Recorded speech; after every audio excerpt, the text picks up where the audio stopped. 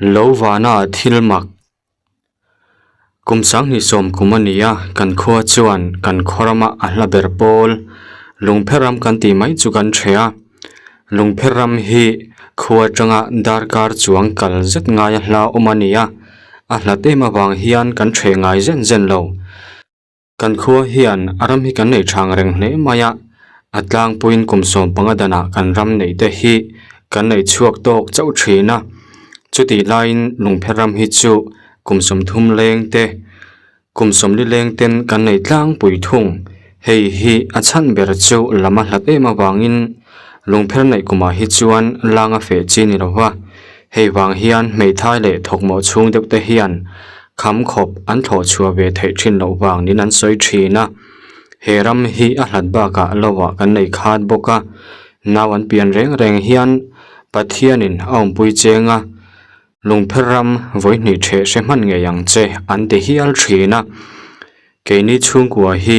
chung korwa lutuk chu kan ni lem lo na in thok thei vek kan ni wangin kan khuwa ngau ngau hi chuan aum thei pol tak kan nia kan nu hian naw hi ken thei mai lo wang le kanu le pa ten namin la tho pui pe wangin chom hlom kan han tiang hi kanum lem lo wa tho ma po kan wal zau ve hle thina ni hemikum hian kan number chia te ma wangin kapa chuan kan chuk tu huan nei chu rota ma se lam nai ber le lam hla ber nei chu ria vek kan ngai dona wanga kanin an vek tho chu kapa chu ka hrila kanu chuan lam hla te chuan fena nai ting zo ka lom ria nge nge anga ya alo ti ve bok nen kan chuk tu huan chu nei lo mai chu kan ti thuta ni mi nu khoya lo chu kan zong ve le nu no ta ni kan khua hi in som sari vel kan nia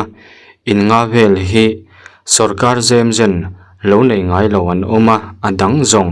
in somruka tanga somruk panga bor vel hi chu bo mun le thlai mun ne ei zong kan ni hlom heng hun lai hian kan khua hian kongpui hi kan la nei that lo wangin bonga piang chu hausa kan ni deuh top maya mani kham khop tho chuang nge nge anga ya wangin lo po kan wal zau hlom thin hle maya lungpheram hi azau hleya chuti lain lo nei tlak lo hi om nuk thina wangin lo hi bing hian e ngai thina ri nei mang lo te po hi anom nuk thina keipo mi nu khoi lo zong kan ni bok nen kan kho thenom te nena kanin rina khoi lui kama bing deuh na lin lo chu ka pom ta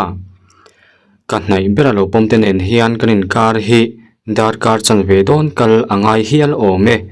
hemikum hian kan kho thenom te hian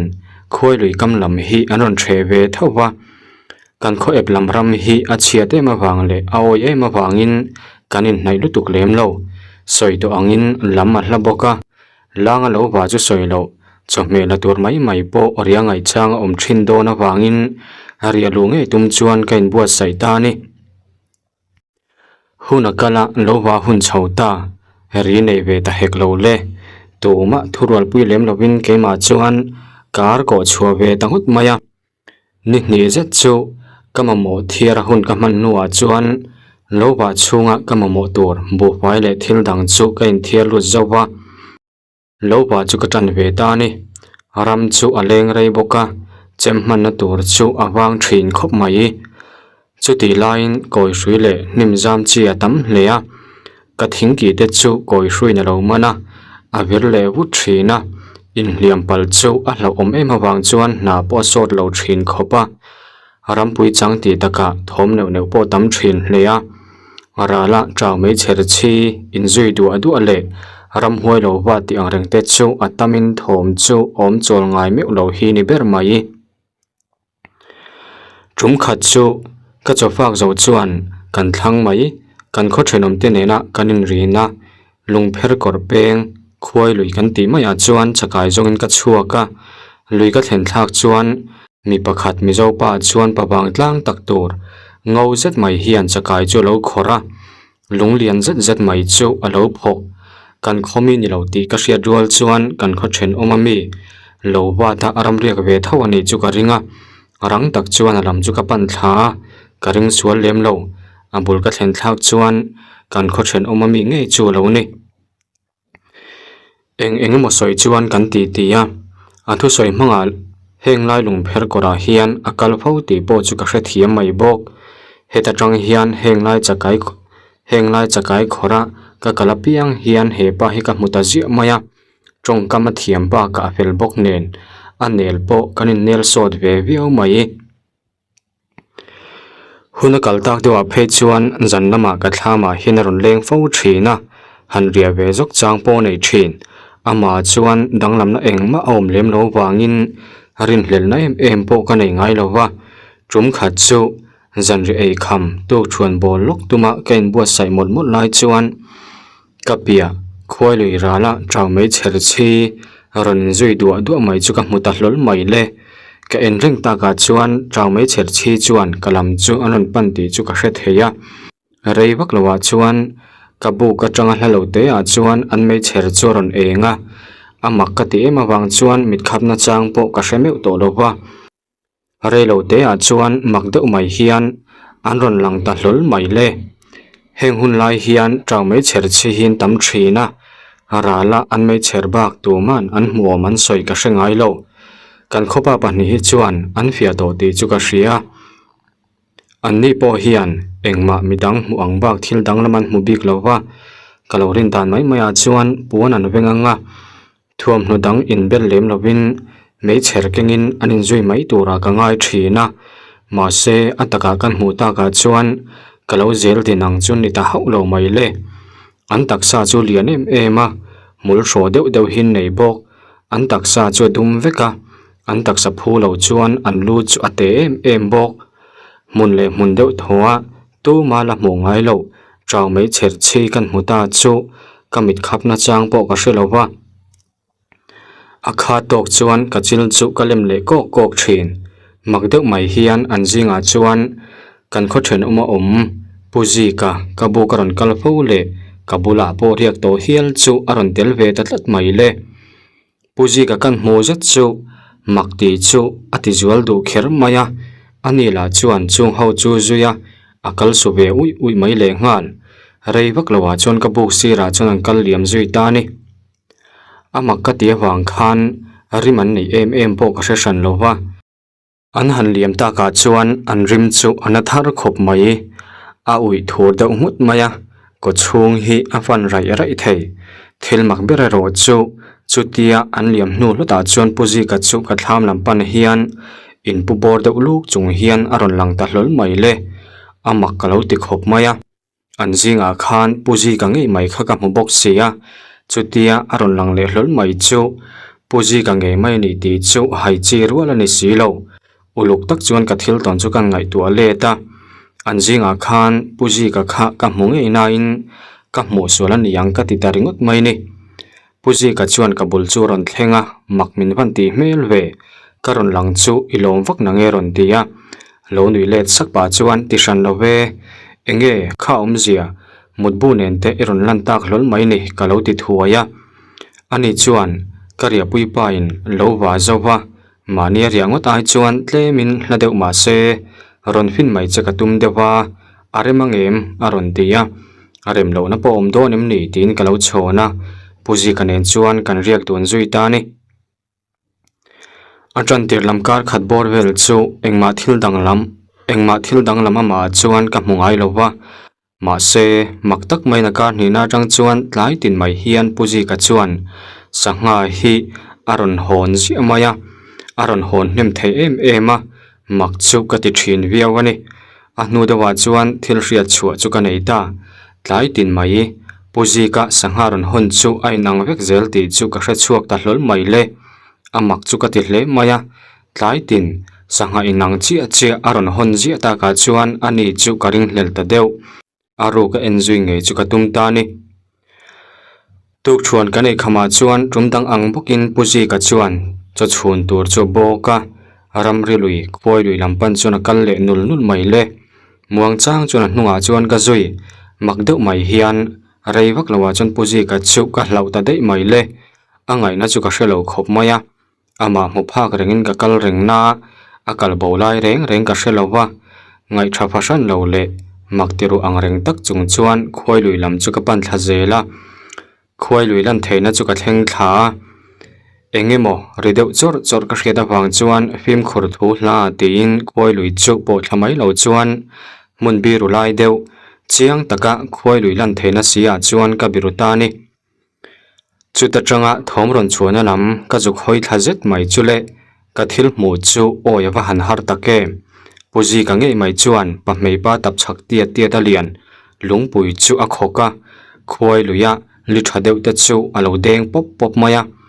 aden kha hnuah chuan sangha ronin lat ma sa piang chu mana an lu chu a se chhum mok mok mai ni chu an lu se chhuma piang mai chu ai puya chuan akzel boka ka thil hmu chu ka be sei phak lo top thilani awang chuan om dan tur bo ka thiam lowa kaip te pui hrui chu ka ka chuan ka hnuwa thawm chu lau tak chuan ka en tlok tlok mai ni puji kala chuan sangha chu man zela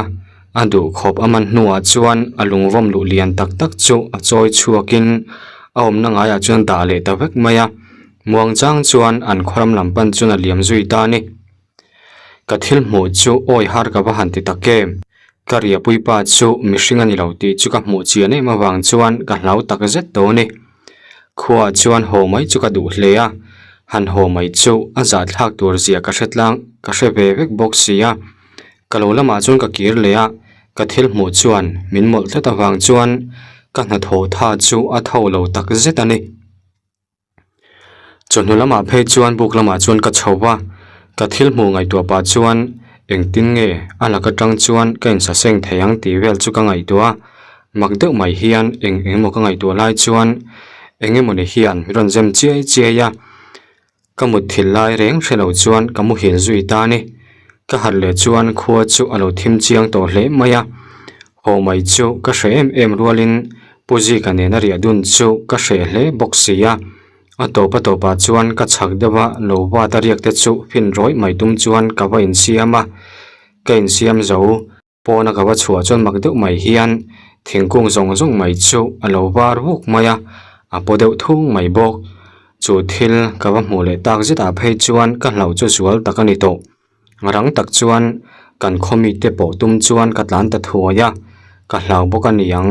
ka thleng chho ma khop mai heta tang hian ka lo chu ka wa ta ka hlau deuh wangin tlai lama hi chuan rei tak po ka bung ngai lo hetia kan khomi te ka po ta ka china hi chuan puji kaimo a thom angemo po hi ka hmule hau to lo wani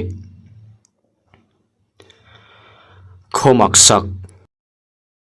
tun tum chu barmarama khopakhat khomak sak ber ani mai ometi tur kho chanchin danglam deuh mai hi intar lang te ang a hla lampang chu ni vak lowa ma se thil mak sak le nui zat thak dang dai in kopani deuh ber maya an khomi te hian an huat ve thei wangin khoming hi chu karon tar lang lo mai ange he mi te khuwa tanga ka thil hria chhuwa tak chu kan thla tu ten an lo ti lo le dananga an lo kalpu yang che hi chu thil ho te mani se kan lo kal tlang puya ati ve lo te tan chuan thil ho tak alo ni ve thei reng mai entinan arno te kanei du ho lowa ai no pang artui chu kan du le veo sia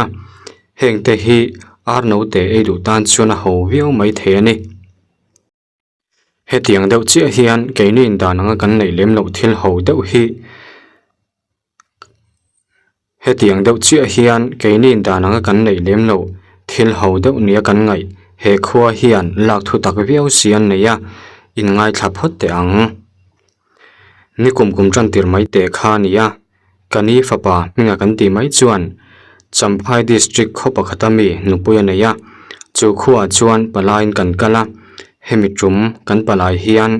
an khothlen maya an khuwa tanga nai te mai barma khuwa chuan kan lenga he khuwa hi ni khodang dai deuh mai chu an khuwa kan lut thlot tia chuan khodang lam takani ti chu ka hre thei maya engemo luman ne ni ti hria tak hian an kho kon ve dewa chuan englam nge po ka hre hau lowa an thalai te chu an lo lama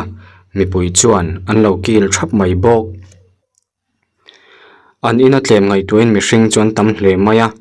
khodang khual an ne ni chu karing rum hian an khuwa chu len nga hian an oma thingtlanga chuan in sakdan hi ain an tlan deuh vek thin awangin he khuai ro in sak dan in ang deuh ei po om hau lova min roi tu pa chuan an khua mizo pa om lana te in chumin pan poya lana bula chuan kamak ti ber mai mi pui tam lutuk mai chu ka zot ta top mai ni ani chuan atlang puin fa hi som hin nei tlang pui thina fa som nei tling lo ta hi chu an mu dan hi adang deuh tlat thina tia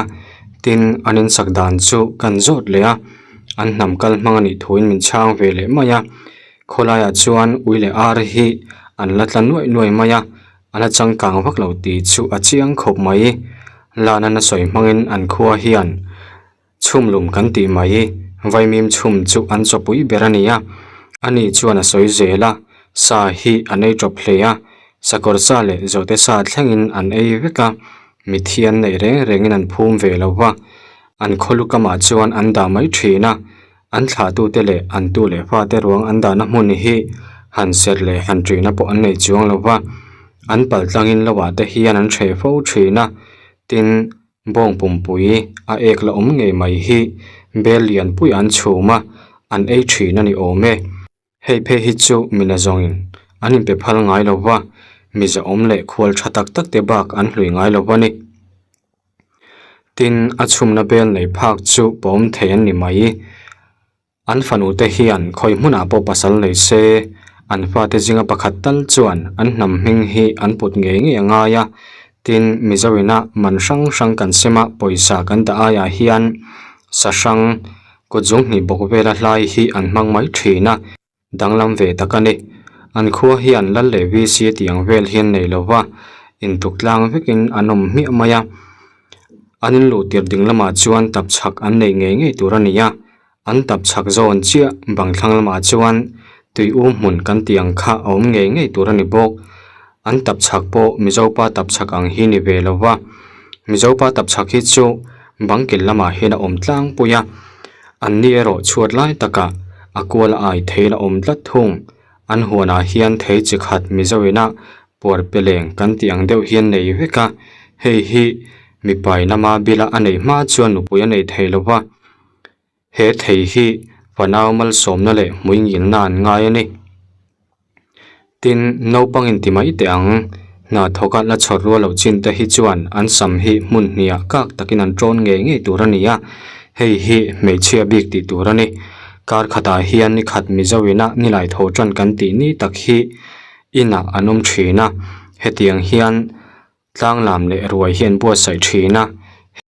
heminia ruai bo sai na turan tho tu hne na hian akum lea mi papui tling chinin vaimim bu fai ke ji somni panga bek ang vel ip theiti tria siam chutiang vel chu akhat chuan pe zia thina tin mizawina char sut phoi kan ti ang chia in nenom hian anu mai che te chuan pasalan nei thiang to lowa hei wang hian mani u te pasal nei khal hian hlau hle thina u lak vak lo nei tan chuan a boi thlang du viau mai the ni tin an kalphunga arapom deuh mai chu mizawina damlo serious deuh kan han men puyang chi hian ni chuan zan thuman men puya chuta engma an lo chuan an khochung khampu ka arwang da na chunga puk la hual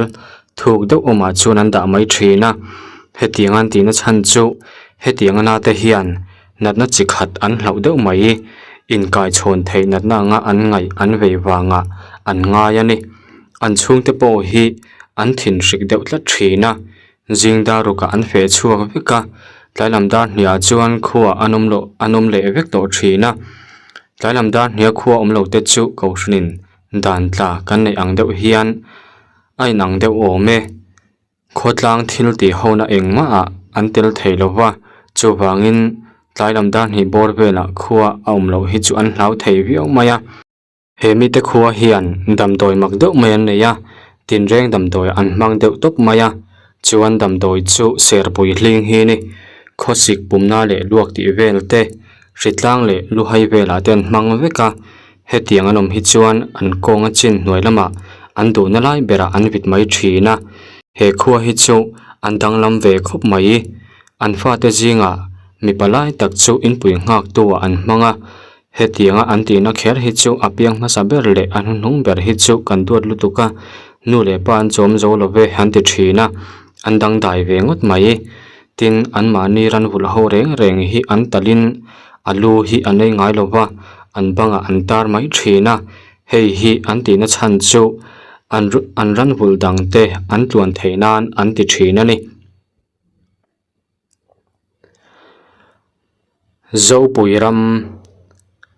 zo pui khoram chunga hian aram pakhat zongo an ti mai khuwa tanga darka ni travel kala hla hian a oma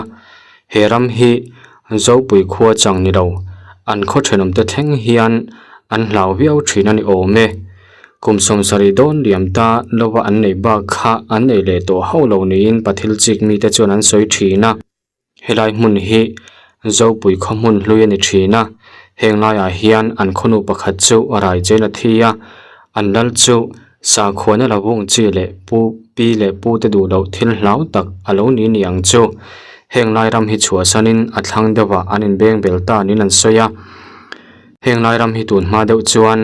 an ram chuana berle an salak na ber ni thina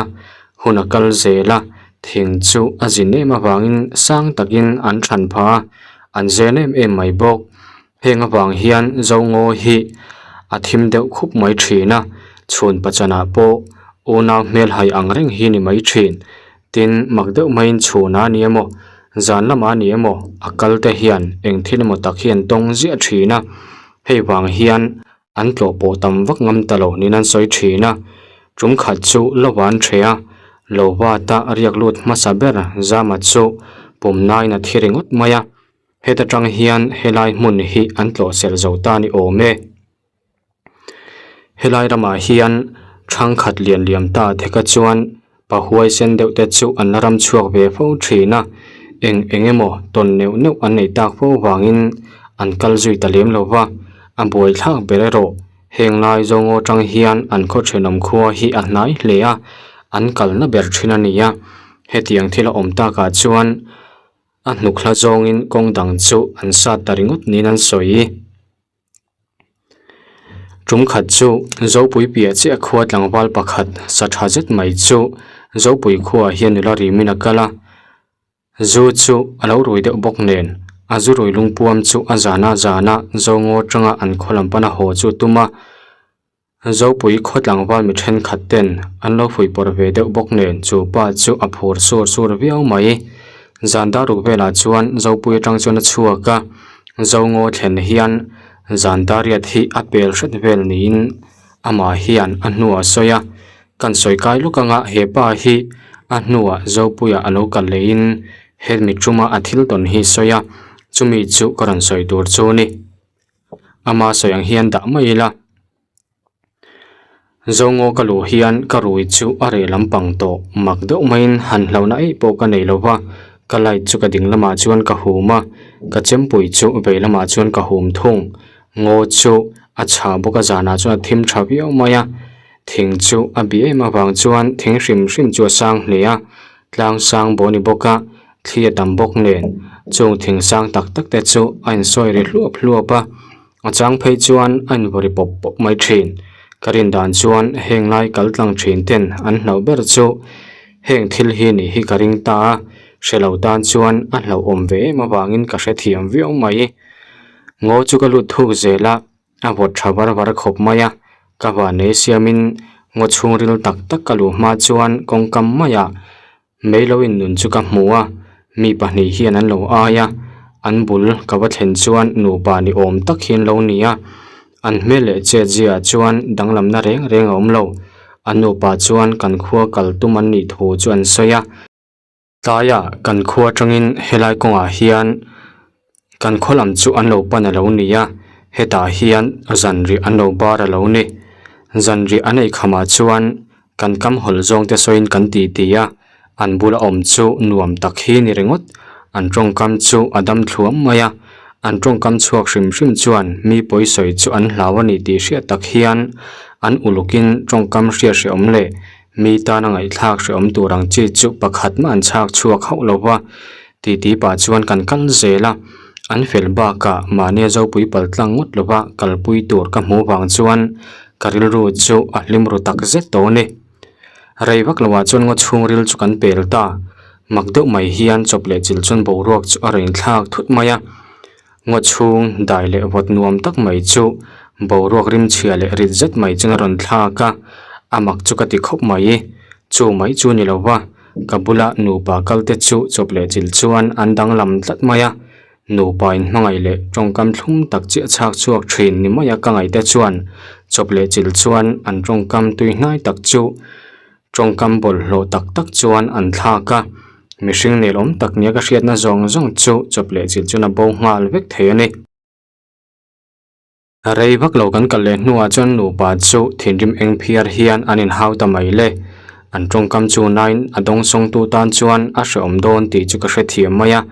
ma se mi nu pa in kar hain rol ngot mai chu dik chein ka hre si lo